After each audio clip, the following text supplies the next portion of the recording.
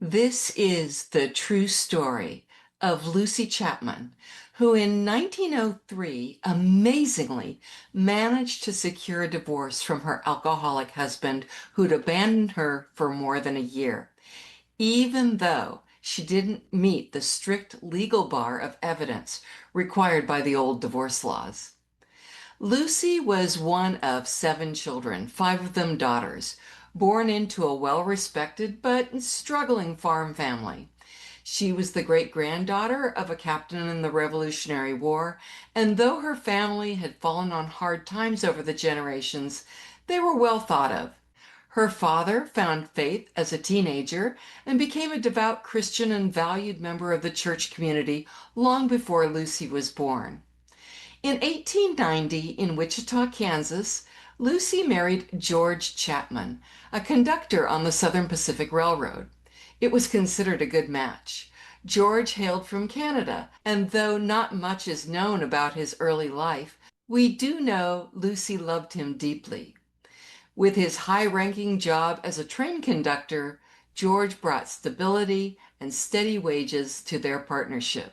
Lucy also understood what marrying a railroad man meant: a life of near constant moving, always chasing new work and never putting down roots. She followed George from Wichita to Parsons, Kansas, on to Colorado, then California, and finally to the hot, dry mining towns of Bisbee, Arizona, and Douglas, Arizona. No matter how tough things got, Lucy did whatever she could, nurturing, sacrificing, and striving to build a stable, loving home for them both. George started having drinking and destructive behavior problems about 6 years after their marriage, but Lucy stayed and prayed for another 7 years. Now, in 1903, George had abandoned Lucy, both physically and financially, for more than a year, leaving her all alone. Lucy had tried to save the marriage, but finally she had to file for divorce. Lucy wasn't, seeking freedom. She wasn't missing the single life. She wasn't missing the party life. She wasn't merely bored or longing for excitement. She wasn't tired of marriage. She believed in it. Lucy's hardship came directly from George's choices. His drinking, gambling, refusal to provide, and eventual disappearance were not simple marital disagreements. These were deep, fundamental betrayals. At the turn of the century, women had very limited ways to support themselves, at least legally. For over a year, George had vanished, rumors placing him in Mexico or Texas, without sending a letter or any financial support. Meanwhile, Lucy did everything she could and more just to get by. He sent no money. He only squandered what assets they had. The situation was humiliating, and Lucy found herself unable to confide in anyone about what she was going through. Just a little legal insight here, and then I'll jump back in and tell you what happened to Lucy and George at the end of the story. The old divorce laws were built on the idea that marriage was a contract that couldn't be ended easily, and especially not by both spouses mutually deciding to throw in the towel and move on. It required an innocent spouse and a guilty spouse. Now let's get our minds around that. The spouse seeking the divorce had to prove that the other was at fault. The defending spouse could destroy the case by either denying the allegations or by showing that the other spouse too had done wrong. Lucy didn't want to die of starvation, and she couldn't just leave because that would be abandoning George.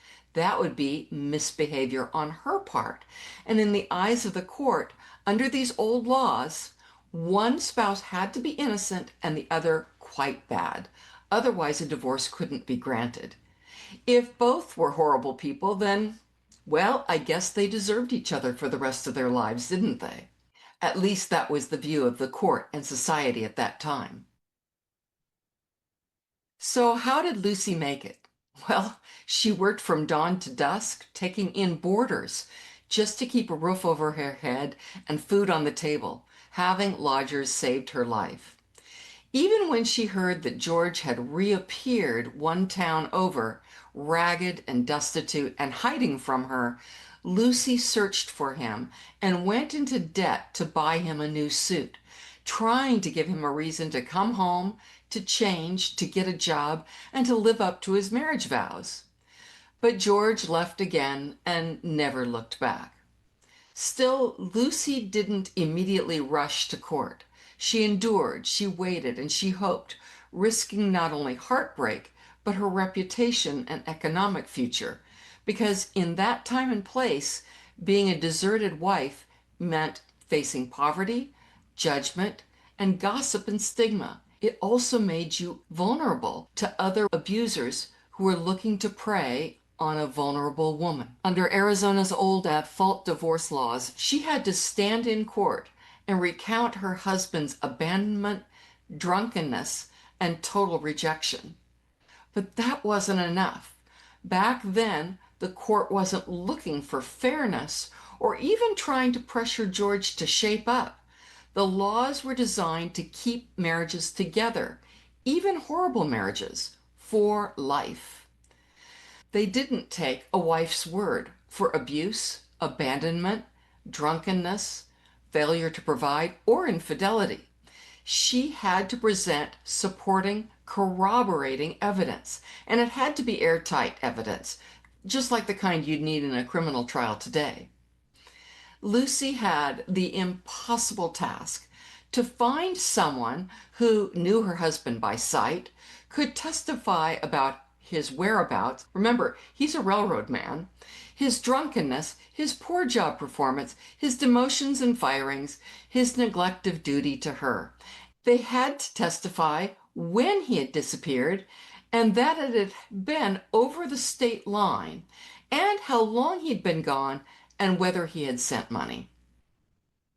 How would that have been possible? The only people who could know even a fraction of this were railroad personnel who were constantly on the move, and not many of them lived and spent their days in Douglas, Arizona, where they could observe George's comings and goings or even be available to testify. Nor could Lucy find any witness who was an eyewitness to George being hundreds of miles away in Mexico or Texas. But that's what the law required before no-fault divorce.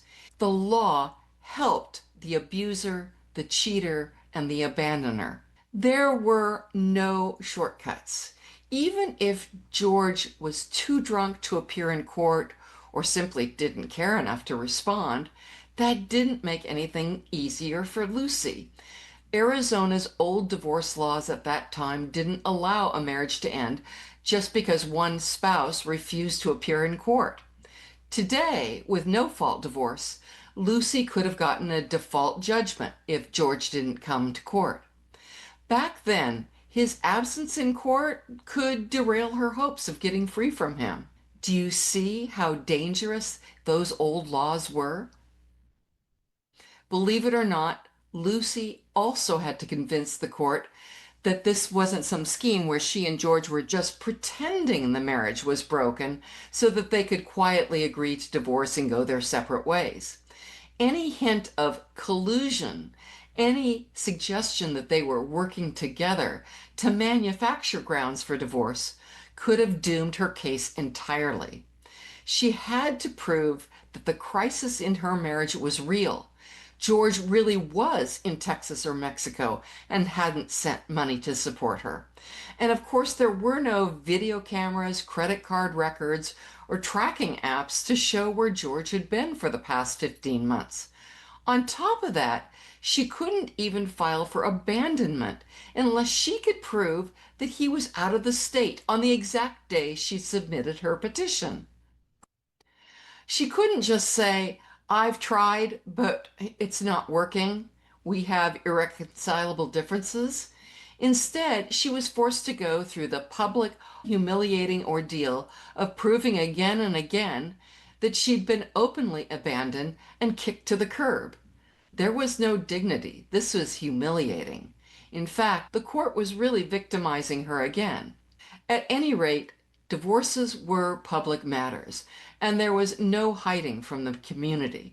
I think Lucy knew that the witness she brought to court wasn't a perfect witness. I don't think Lucy would have had the money to pay for 5 or 6 people's train fares and lost wages to come to Douglas, Arizona and testify in court. I suspect that's why Lucy didn't ask for everything that she might have been granted in an Arizona divorce under the old and current divorce laws. She didn't ask for alimony, nor for repayment of the clothing she had bought for him out of her meager savings, nor even a full accounting of the property that should have been hers. All of these would have been right and just under old divorce laws as they are today. Her only request was the right to no longer be George Chapman's rejected wife. So when you hear pundits talk about how financially devastating divorce is for women, remember, sometimes desperation for relief from the chaos overshadows any worry about money. For many, the chance at peace and freedom from bondage is more valuable than anything material. Lucy didn't want to escape marriage itself. She longed to be free from the broken covenant. He had already divorced her materially and physically. She was just updating the legal record. She wanted the opportunity to provide for herself in peace without shame or fear of the endless waiting for a man who would maybe never come back and would keep her in limbo until she died. Why was it so hard? Back in 1903, 70 years before Arizona passed its no-fault divorce laws, the court wasn't about holding bad spouses accountable or clearing the name of an innocent partner. The judge's primary job was simple: keep people married at almost any cost. The law made it intentionally difficult for anyone to leave, even in situations of total neglect or outright cruelty. And by doing that, the court was siding with the abusers, the batterers, the cheaters, the incest perpetrators, the drug addicts, the alcoholics, the child abusers, and those who spent their money only on themselves, withholding rent and grocery money. Let's not sugarcoat it. The judge's job was not to ensure justice or safety. It was to make people trapped in destructive marriages. The law was deliberately designed to make leaving almost impossible, even in the face of all these massive betrayals. And by enforcing these laws, the court was actively protecting abusers, batterers, cheaters, incest perpetrators, addicts, child abusers, and those who withheld money from their spouses. Let's be clear, the old divorce laws prior to 1969 empowered evil spouses to take advantage of good spouses. It was a license to continue their reckless, selfish lives. The old divorce laws before 1969 were about handing a weapon to the cruelest spouses and daring the good ones to try to break free. These laws gave evil a free pass and forced the innocent to endure more years of harm, both to them and to their children. It was legal permission for the worst people to continue destroying lives behind closed doors. Now remember, I told you I'd come back to Lucy and George's story. It turns out Lucy was very lucky, or maybe God was watching over her. There were countless procedural hurdles and legal loopholes that George could have used to block Lucy's path to freedom had he wanted to fight. For those of us under 80, it's hard to imagine. We don't remember life before no-fault divorce. We don't remember just how expensive, difficult, and humiliating it once was for someone like Lucy to simply walk away. It required a criminal-style trial, often with a judge and a jury. Poor working people were usually out of luck. Divorce was something the wealthy could afford, but the rest of the miserable spouses were forced to stay. The judge was also listening for condonement. For us Christians, it's easiest to explain this as forgiveness. If George had claimed that he and Lucy had made up even once in the past year, maybe she let him return home or share her bed or wrote him a kind and hope-filled letter forgiving him, the court would see that as Lucy excusing his previous behavior. Under the doctrine of condonement, all of his past offenses were wiped away in the eyes of the law. She had condoned them by forgiving him, and she would lose her grounds for divorce until his next new offense. By the way, if you attend one of these marriage retreats or marriage intensives where they use emotionally charged ceremonies to pressure you to forgive and reconcile and renew your marriage vows and sign some kind of document under duress, you can indicate this by writing something like under protest or under duress right after your signature. Some people also use the Latin phrase vi coctus or the initials VC, which means having been forced. In my view, if you paid money for this is ethically wrong and possibly legal harassment, which is a civil offense. Most people today have never even heard of corroboration, condonement, and collusion. But these were real barriers that kept real abused spouses like Lucy chained for the rest of their lives. This is why the introduction of no-fault divorce was so revolutionary. It took all the power and weapons away from the abusers and cheaters and those who abandoned their families or withheld money and gave it to those who were desperate for safety and dignity. As one Harvard study found, no-fault divorce reduced wife suicide by up to 16%, domestic violence by 30%, and homicide against wives by 10%. These laws didn't just change paperwork, they changed and sometimes even saved lives. Now here's the rest of the story. Lucy's story doesn't end in that courtroom. She was very fortunate to be granted a divorce, even though her only witness couldn't reliably confirm George's whereabouts. With her newfound freedom, Lucy left tiny Douglas, Arizona, for the bustling city of El Paso, Texas, a place nearly 6 times larger, filled with promise and fresh beginnings. There, she opened a new boarding house and through grit and hard work made it successful. As business flourished, she sold her boarding house and bought a hotel right near the railroad station. Lucy's resilience and optimism was rewarded. She found love for a second time, married, and together they moved to Los Angeles, where her husband became a doctor.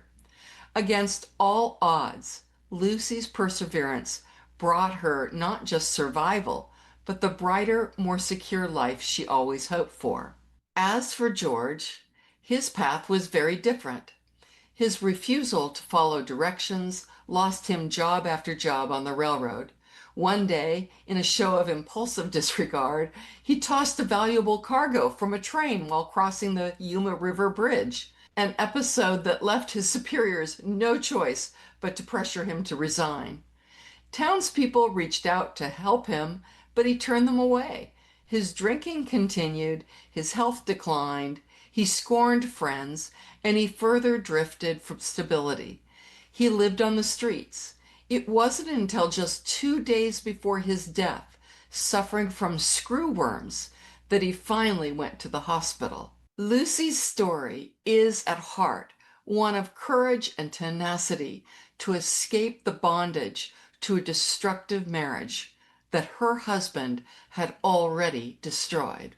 But back then, the courts condoned human slavery. Looking back, I thank God every day for no-fault divorce laws so that domestic violence victims, adultery victims, spouses of addicts, and those who are abandoned are guaranteed a divorce, and the abuser and the court cannot stop it. I don't know if you realize, but studies have been done on reasons for divorce, and they point to the truth that nearly 6 in 10 divorces are for one of these serious reasons. People today shouldn't have to endure the same fear that Lucy faced. Her struggle reminds us of how vital it is that everyone have the right to divorce to save their life and sanity.